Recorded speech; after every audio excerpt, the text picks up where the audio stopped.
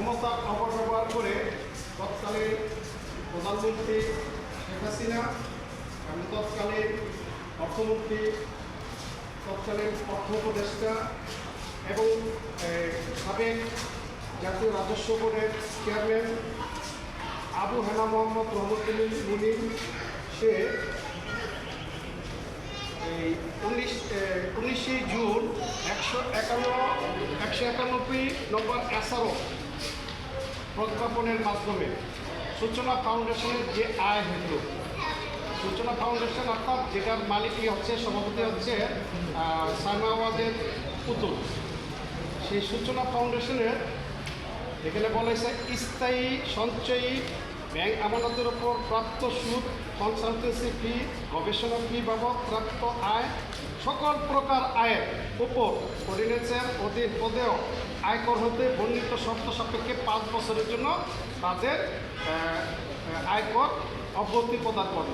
অর্থাৎ এখানে যেসব পেয়ার মানে ফিক্সড ডিপোজিট রাখা হয়, গরিব দুঃখী যেখানে এতিমখানা, মাদ্রাসা, স্কুল, অনেকের এফডিআর আছে, সেই এফডিআর সকলেই বাংলাদেশে যে আয়টা হয়, সুদ এফডিআরের যে সুদটা হয়, সেই সুদটার যে আয়টা হয়, সেই আয় থেকে বাংলাদেশ সরকার 10% আয়কর পায়।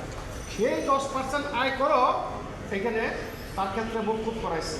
এখানে আপনারা দেখবেন, আমি আরেকটা কপি দিয়েছি, এখানে বিভিন্ন মন্ত্রণালয় থেকে প্রায় 1360 মিলিয়ন টাকা এই অনুদানে প্রেরণ করছে, আরও অনেক টাকা প্রেরণ করছে এই সূচনা ফাউন্ডেশন।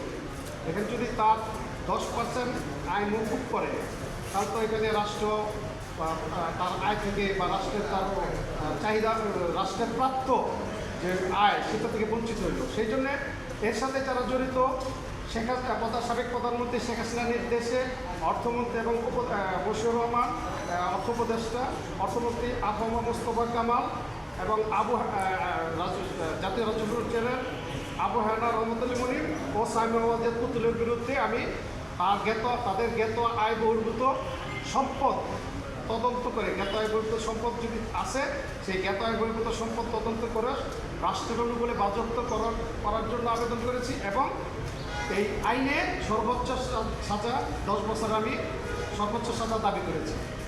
এটা আমি জাতীয় রাজস্ব বোর্ডে আবেদন করেছি তাদের জ্ঞাত আয় বহির্ভূত সম্পদের হিসাব নেওয়ার জন্য, এবং যদি পাওয়া যায় তাদের শাস্তি এবং রাষ্ট্রের তাদের সম্পত্তি সব রাষ্ট্রের অনুকূলে বাজেয়াপ্ত করার আবেদন করেছি। জাতীয় রাজস্ব বোর্ডে আবেদন করেছেন? জি, জাতীয় রাজস্ব বোর্ডে আবেদন করেছি। কী হিসাবে, একজন নাগরিক হিসাবে না কোন? আমি একজন নাগরিক হিসেবে জনগণের পক্ষে। এটি কি আইনে কাভার করে যে জাতীয় রাজস্ব বোর্ডে একজন নাগরিক আরেকজনের নাগরিকের সম্পদের রাজস্ব বোর্ড বলছেন না দুদক বলছেন? দুদকে, সরি, এই হিসাবটা তো এখানে দুর্নীতি দমন কমিশনে আমি আবেদন করেছি, রাজস্ব বোর্ডে নয়, দুর্নীতি দমন কমিশনে আমি আবেদনটা করেছি।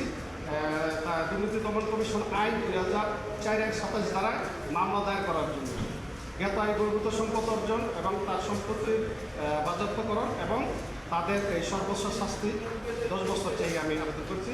সেইখানে যারা এখানে আছে তারা হচ্ছেন